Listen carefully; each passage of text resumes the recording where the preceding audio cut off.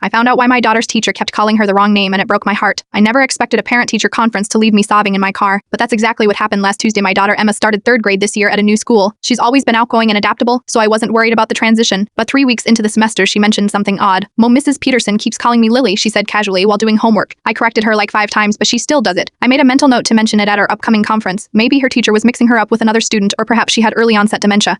Either way, it seemed like something that needed addressing. When conference night arrived, I sat across from Mrs. Peterson, a woman in her late 50s with kind eyes and silver-streaked hair. She spoke glowingly about Emma's progress, her reading skills, her artistic talents. She clearly knew my daughter well. There is one thing, I said as our meeting was wrapping up. Emma mentioned you sometimes call her Lily. She's too polite to keep correcting you, but I thought you should know. Mrs. Peterson's expression changed instantly. The color drained from her face and her hand trembled slightly as she set down her pen. I owe you an apology, she said quietly. I didn't realize I was doing that. She took a deep breath and opened her desk drawer, removing a framed photograph of a young girl around Emma's age, with the same honey blonde hair and bright smile. This is my daughter Lily. She would have been 28 this year. The past tense hit me like a physical blow. Childhood leukemia, Mrs. Peterson explained, her voice steady but fragile. She was 8 when we lost her. The same age as Emma. I felt a lump forming in my throat. I am so sorry, I had no idea. Emma reminds me of her, she continued. Not just physically, but her enthusiasm, her kindness, the way she tilts her head when she's concentrating. Sometimes the similarity just overwhelms me. She looked up, eyes glistening. I'll be more careful. Emma deserves her own identity, not to be confused with a ghost. I reached across the desk and took her hand. Emma adores you. She talks about your class constantly. Mrs. Peterson smiled sadly. Lily wanted to be a teacher too. That's why I stayed in the classroom after she was gone. It felt like honoring her. We talked for another half hour, Peril, about Lily, about grief that never fully disappears, about finding purpose after unimaginable loss. When I finally left, I sat in my car and cried for this woman who faced classrooms of children every day while missing her own. That night, I explained to Emma in appropriate terms why her teacher sometimes made this mistake. Instead of being confused or upset, my daughter's eyes filled with compassion beyond her years. The next morning, Emma asked if we could stop for flowers on the way to school. She chose yellow daisies, pan happy flowers, she called them. When we arrived, she asked me to wait while she went inside alone. Through the classroom window, I watched as she approached Mrs. Peterson and handed her the flowers. Her teacher knelt down to Emma's level, and I could see tears streaming down her face as my daughter gave her a long, tight hug. Since then, Mrs. Peterson hasn't called Emma by the wrong name again, but sometimes I catch her watching my daughter with a bittersweet smile that contains both joy and sorrow, perched the complicated expression of someone who has learned that love doesn't end when a life does.